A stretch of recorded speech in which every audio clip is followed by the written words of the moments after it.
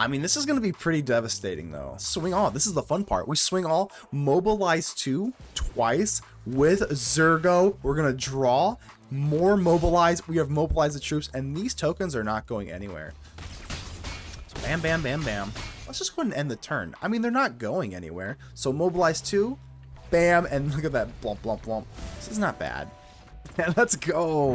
Ladies and gentlemages, welcome back to another episode of Man and today's juicer is going to be Mobilize with Mardu and Zurgo. So Mobilize, Mardu, come on, let's give it up here, man. Mardu. All right, so Zurgo, Thunder's Decree, Mobilize 2, which of course we love, but warrior tokens you control have this token can't be sacrificed. So basically, I'm sure you've already seen some sort of like packages from other content creators. I have seen like 1 or 2 lists on like Ether Hub.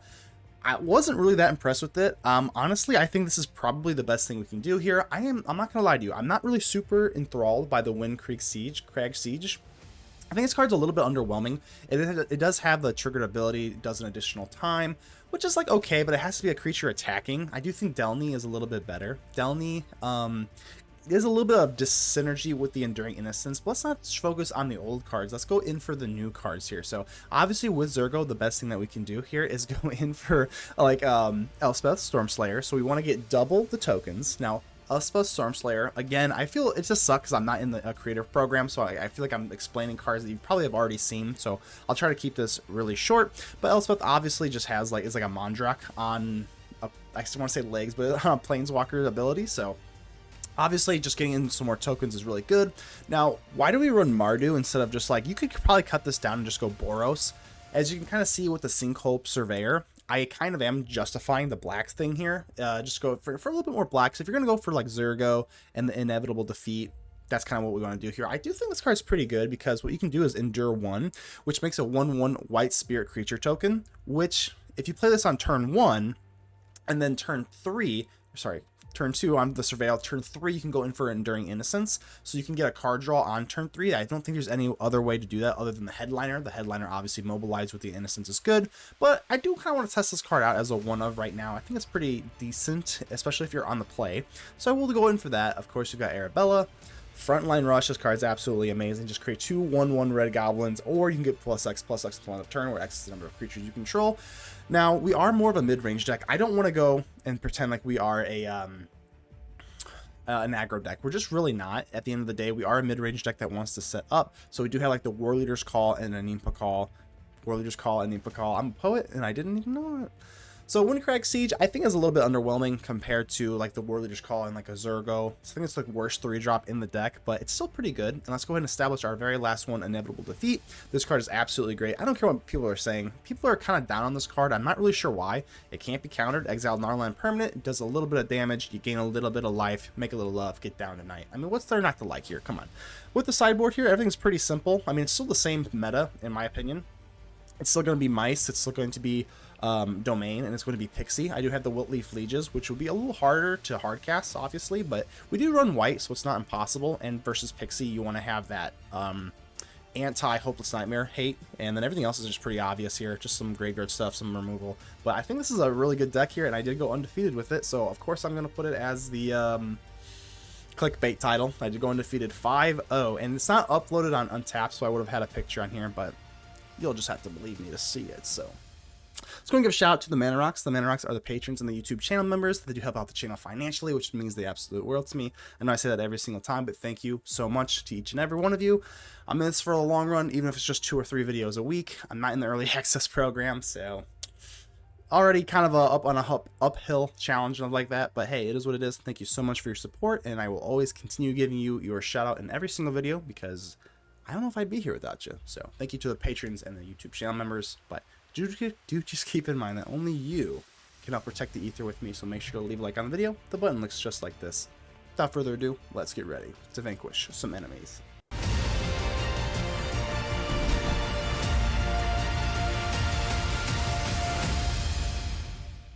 Messiah's 89, hello, how you doing here? Hopefully we can kind of show off the Windcrag Siege. Looks pretty good here. Obviously being, I don't know if anyone's going to really play the new lands that came out, but I'm going to play the old lands, because for right now, that is going to be the only way you can really get around a 3-color deck that's kind of, I would say aggro, but If it's not control, anyway. I would definitely say this is more mid-range. I think you could probably just build some sort of like aggro deck with like Arabella. But I think we want to just focus on the mid-range aspect of it, especially if we are kind of like setting up anything. I think we got enough land here. I think it should be okay. So this card is definitely interesting. I'm only running one at the moment. I still think that, I mean, it kind of is like a Delney, but an enchantment, and then you also get that 1/1 red goblin. I think this card's a little underwhelming, to be completely honest with you, but it's a new card, so we're going to test it out. Alright, what we got here? Storm Chaser's Talent, alright. More land, kind of yucky. We can kind of calm down on the land here. I think we just slam down Arabella, right? I mean, we could go for the Frontline Rush, but it's probably a little bit better next turn if we want to go for Arabella, but I'm not really expecting Arabella to live anyway. I think this is probably our hardest matchup. Just like Pixie. Can't imagine it's going to be too much easier than this. Alright, so I gotta make a decision here. I mean, we can hold up the Frontline Rush, kind of get like a weird, awkward block, but I don't think that's really the move here. It's gonna be probably just this, right? Now, this is a little awkward, because I don't really have any of, like, triggered abilities right now, so I think we're actually gonna go in for the crappy Jeskai. We'll at least get, like, a haste lifelinker. It's not bad.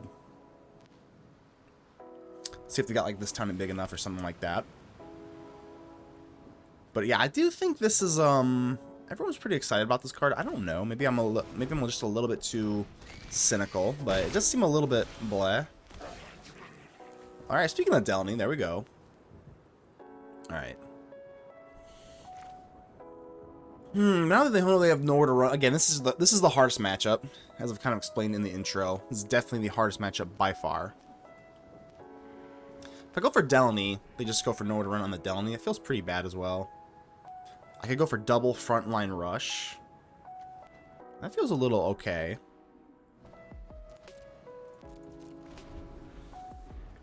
For now. I suppose there is a slight chance that we could kind of like maybe kind of get like a little bit of a stampede effect going. I think we just got to take this for now, unfortunately. A lot of times I don't run counters, but if they run counters, then we're obviously looking horrible. Sure. Alright, so nowhere to run. They usually know where to run. They're going just straight in for just the absolute kill. We're just going to stick to the plan here. We're only taking 5, which is, you know, kind of concerning, but...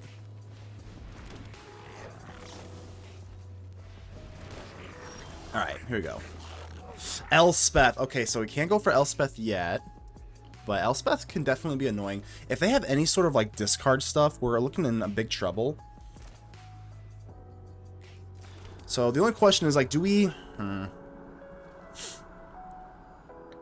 I'm really terrified of a any discard stuff, so I don't know if Delney is really that important to get down. We want to at least swing with you.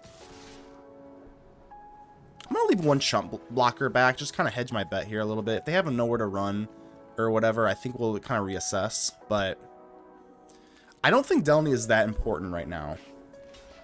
So they actually block, which is a little interesting. Oh man, it sucks. I just hate this deck because if they drop a Hopeless Nightmare after I drop Delney, like we're just looking like really bad. So I think we just keep it. It's really unfortunate, but... Yeah, I'm going to block here. Obviously, they can just prowess me up or whatever. Or they can even go for Kaito, but... Do they go for Kaito? I do. Okay. Looks like I gotta fight my way out of this. Surveil 2. So, I mean, we can actually swing into the Kaito, right? For 4?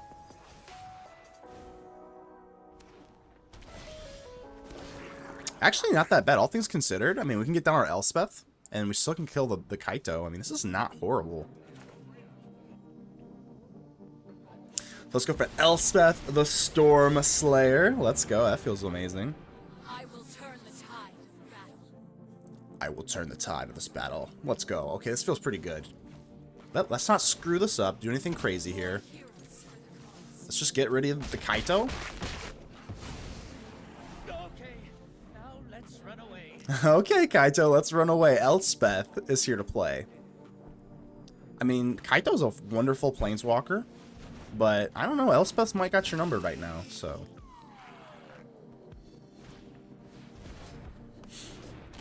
Okay. So now we create, oh, that's so sick. I actually kind of even forgot about that. Now we're going to create 2 lifelinkers with the guy. Oh, yeah, that's really good. All right, so Elspeth. Those creatures gain flying until your next turn.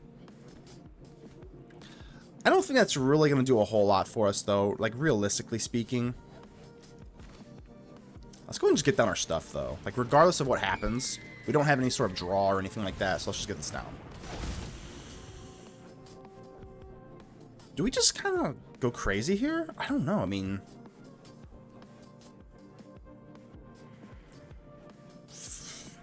yeah, the 3 toughness is really awkward, so I think we're just saying no for now. But I still want to swing in. I mean, it doesn't feel amazing. But next turn might feel a little bit more amazing. Okay. Yeah, I think just create more tokens, and then next turn we'll really swing at them. I mean,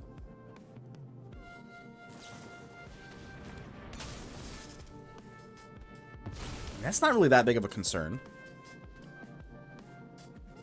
What's like the best thing they could do here? Just like go for like double Storm Chaser's Talent. Double Storm Chaser's Talent. So in this game, we've taken out Kaito. Hold on, no, you're not going to swing, are you? Wow, they actually had the nerve to swing. Okay, just a little bluff, I guess. What a pretty hand. I can't wait to mulligan it. That is unfortunate. Yeah, this looks okay. I think it's going to have to be the inevitable defeat, which is really unfortunate. I do like this card a lot, but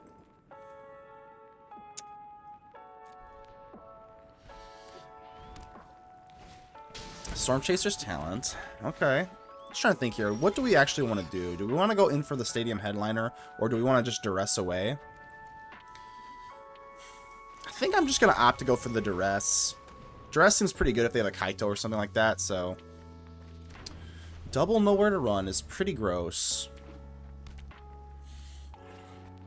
I guess the Nowhere to Run is not looking like horrific if they want to go in for Nowhere to Run on the Stadium Headliner. We'll still have Anim Pakal. I could get down this, but then they just go in for a more efficient Nowhere to Run, so let's just put down the Headliner and just see what we got. Definitely a hard matchup. I know I said that in game 1, but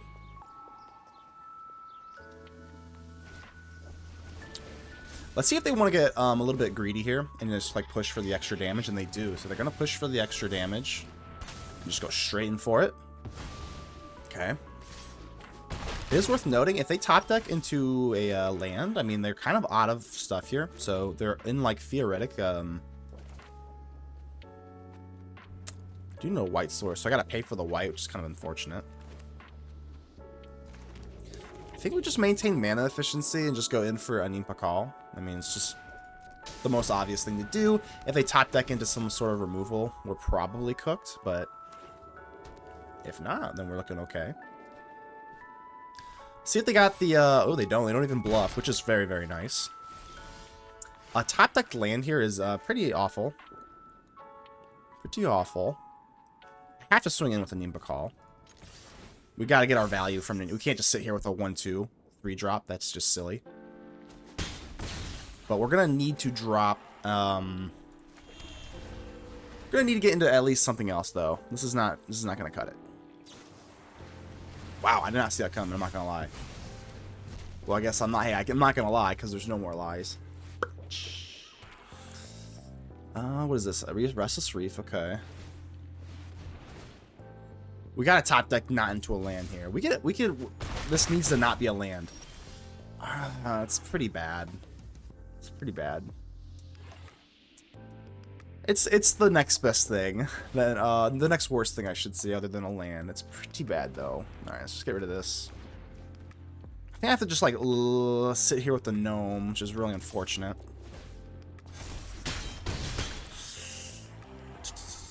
I'm gonna actually just not drop. I think two cards in my hand is a little bit more scary. So let's go ahead and just do this. I'm gonna hold up full control. I'm gonna hold up full control here, just to kind of scare them. I mean, we're obviously not looking super good here. Scavenger, okay. And again, yep, just holding up full control here. They are not too scared, obviously. But I did leave this with one gnome back so that I could block this Restless Reef, so.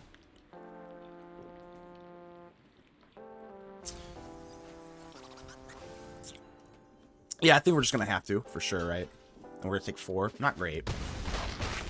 3 blockers, Frontline Rush. Is there a way to sneak for lethal here? I mean, Frontline Rush does +X, where X is the number of creatures you control.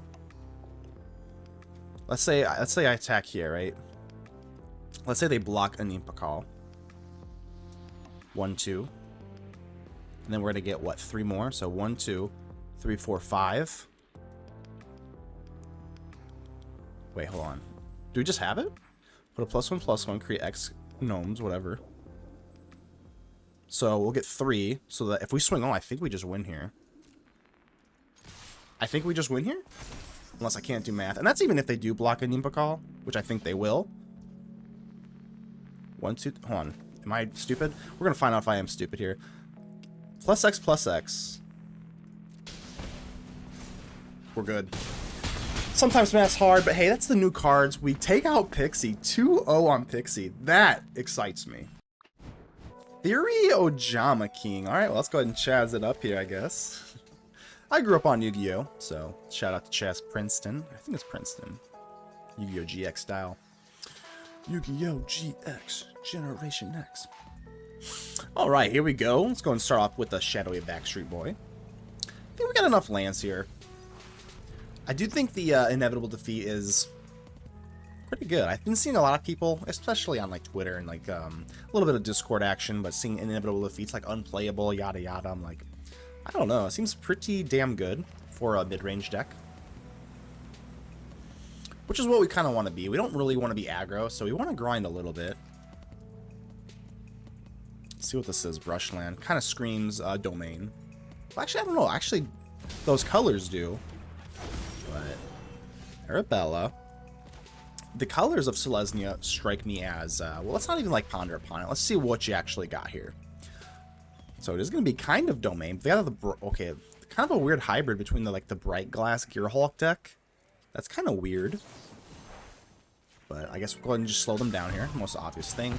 But the Bright Glass Gearhulk, the Overlord into like you know, the Beanstalk stuff. So is this a deck that I'm not just like not familiar with, but it seems a little bit new. We definitely like the Warleader's Call. I still think the Warleader's Call is better than that new Siege card.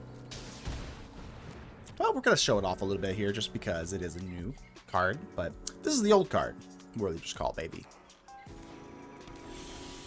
Alright, Stadium Headliner. This is a little unfortunate here because I could drop down the Stadium Headliner, but I don't think it's worth it here. I think it's going to be probably Arabella, even though we only have 1 red source, so I mean, it doesn't feel great. Getting the Stadium Headliner down feels, I mean, pretty good because the Mobilized into the Warleader's Call, but so I'm planning on going in for the Inevitable Defeat. Bright Glass Gearhulk, very, very solid card. Big fan of the Bright Glass Gearhulk. Honestly, the entire Gearhulk cycle was pretty good. I think it kind of saves Ether Drift from being just a complete dud because the Gearhulks are pretty awesome. Yeah, that's pretty cool. Okay. Here's the problem. Don't think I really want to go in for the Inevitable Defeat right now. I think we're just going to have to, like, just stay. Just chill. It's not great, but it's actually looking pretty bleak here. We know they're going to go for the Haywire Might. We already know that. Don't think it's quite over yet, but now we do keep our headline. They actually attack, which is fair. Fair, I guess. So we're gonna bounce it. This actually isn't the end of the world. If I can top that, if we top that into a creature, we do. Okay, bam. Anim, Pakal, Thousandth Moon, and now let's go ahead and I guess I just sacrifice him, right? I guess, oh, I actually could have swung in with the Mobilize first and then did it. I guess that's not at it doesn't have to be at sorcery speed. So the more you know what, we're still learning. We're still learning here. So I miss out on some Mobilize damage, which is pretty unfortunate. Gotta slow down. Sometimes I'm like, you know, I'm making content. I'm like, I want to be kind of fast, but yeah, I should have swung in with the Mobilize and then popped them. But that's okay though. I still think we're looking okay here. So, Elspeth, is it better to go for Elspeth or Inevitable Defeat? I think we just have them either way, right? We just have them, right? The defeat is inevitable. So, Inevitable Defeat, we get 3 life. We swing in as long as we set our Arabella to go last. Yeah, we want to get the creatures first. And this is just it, right? Yeah, nothing else to worry about. That was actually looking kind of grim for a second. And despite our little Mobilize misplay, we take it. What a phenomenal hand. Can't wait to mulligan it. Alright. You know what? What a phenomenal hand. Can't wait to mulligan it. I'm running 24 lands, by the way. So that's not great. Alright, so it's going to be Torch the Tower. It's close. I mean, I'm going to keep the Enduring Innocence. I think because we're on a double mulligan, we're going to have to get into some more cards. So that card draw is pretty nice. But then we're also sitting a little bit awkward because we kind of want the Arabella for the damage. So I guess we're going to forego the into the Beanstalk play. That's usually what Duress is going to do versus this kind of deck. But this deck doesn't seem to be all in on like the Zur stuff. So maybe the Duress is just a blank. I think I'm just coping. I saw a Leyline Binding, so I think I'm just coping here. Are they gonna rope me? Really? I mean, I'll take a free win. Anim, Pakal. Probably shouldn't matter here. Yeah, I definitely need another land. Another white source preferably as well. So let's see if they are going to rope me here. I'll take a free win. Oh, okay. Seems like they're there. Okay. Well, I guess we get like a free turn to kind of take off here, which is kind of needed because, again, we're not looking so good on land here. Let me just get down to Arabella. Of course, missing out on the stadium headliner is a little unfortunate.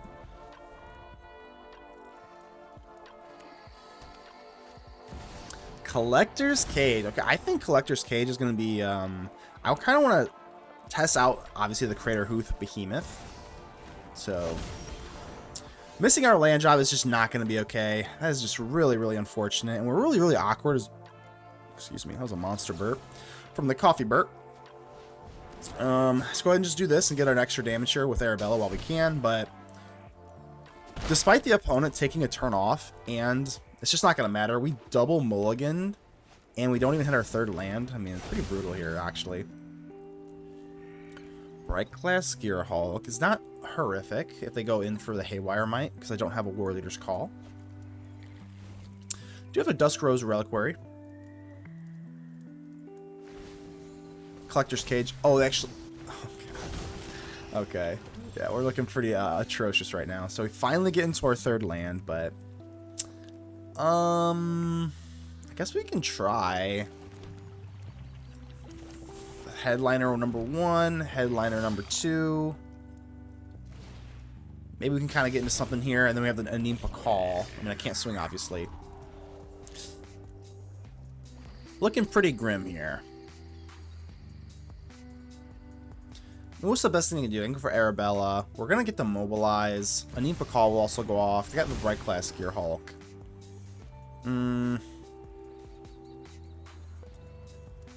Arabella... The only thing that I can realistically think of is if they swing out all, and then I get a, like, Sheltered by Ghosts or something like that. I think there's a slight possibility that we could, like, maybe offset this by Sheltering by Ghosts to the Gearhulk, because I have to get, like, Arabella to attack. So if there's a chance, if there's a will, there's a way. I will keep this up until our next draw at least. But it's looking pretty over right now. Let's see. I think we can just probably call it. Let's go. They're taking a long time. I don't have a lot of time today, so let's just get onto it. Round 3. Fight. All right, let's go ahead and keep this. Looks pretty decent. I mean, at least we have our like colors kind of all aligned here. So the Verge, the mana base is so wild in this deck, but I think it's well optimized. Yeah, let's go get rid of a Bright Glass Gear Hulk. I think that's definitely a lot scarier than a little bunny. It is almost Easter, but I'm not scared of the bunny. So another land is a little unfortunate. We're gonna have to take turn 2 off here, despite getting. It's you either get like extremely flooded. Another lands is whatever. I mean, at this point we at least have something to play. You could make the case to go in for Zurgo first. You know what? Maybe we should have, but we at least get a draw off the Zurgo. So Paw Patch Recruit. Yeah, I think you could. Ooh, ours. Okay, okay. Now we're actually looking a little extra awkward. So I probably just want to go in for Archangel. Yeah, let's do that.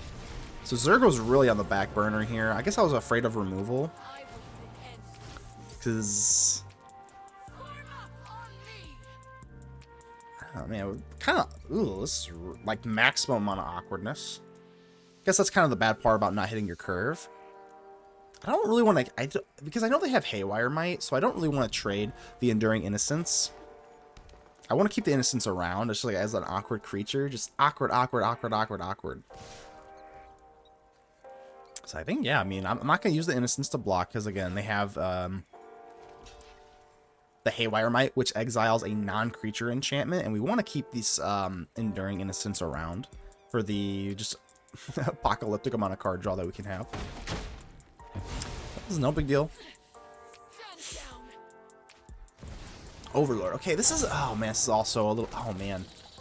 This is also a little awkward because they're probably going to kill my Elspeth no matter what.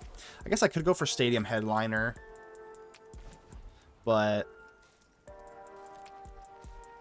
if I go for Stadium Headliner, then I can't get down the Zurgo. Let's get down the Zurgo. Let's get down the Zurgo, take a draw, and just see what we got here. Okay, that's actually not bad. Voice of Victor. So now it was better to go in for that instead of anyway. Here's the thing. We've kind of already accepted defeat on our Archangel. So I think what we're going to do here, we're going to lose the Archangel, right? Even if we plussed, they have 2 flyers. So let's actually use the -2 to create a flying Enduring Innocence. And then again, we're not swinging. It's just so awkward. Just, oh, it's so awkward. We're not swinging in. I don't want them to double block. But then we have a blocker for one of them, even though we still lose out on Elspeth. Alright.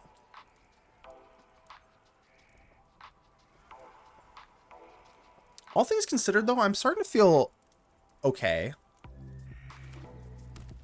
I imagine they might be running Sunfall, maybe? I don't know. So we get at least 1 positive block out of this. We lose our Archangel. Salute to you, Archangel. I'm very sorry, Elspeth.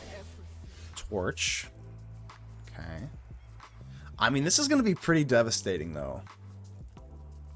Let's go for it. Let's swing all. This is the fun part. We swing all, mobilize 2 twice with Zurgo. We're going to draw more mobilize. We have mobilized the troops, and these tokens are not going anywhere. They're not going anywhere, my friend. So bam, bam, bam, bam. And look at that. Zurgo with the Stadium Headliner. Let's not get ahead of ourselves here. I guess we'll go for the cold. Do we need enough red here? If we go for the Headliner, I guess there's a weird shot. You know what? Just in case that nasty Sunfall is coming, let's just go ahead and end the turn. I mean, they're not going anywhere. So mobilize 2. Bam. And look at that. Blump, blump, blump. Zurgo's here to stay, baby. I think Zurgo's here to stay. In the meta, in our deck. Not worried about it, baby. Now, what I am worried about, maybe a Sunfall, but they do have a lot of, like, creatures, Paw Patch Recruit themselves. I don't know. Okay, Relic Wary, that's fine. If they go in for my Innocence, I will torch the tower my own... oh. Oh, okay. I was gonna say, if they want to exile my Enduring Innocence, I will torch the tower. Bargain. Just so that I can, keep it around. This is not bad. Let's go. Kibbles, how you doing here? So I'm going to be a little greedy here because I do see if this was not a Surveil land and we weren't on the draw, I would definitely mulligan this, but we still have at least one thing we can play. On the draw, we surveil once. Like, we'll find a red or a white source, right? Come on. Come on, white source. There it is. There it's not. Let's go ahead and discard that.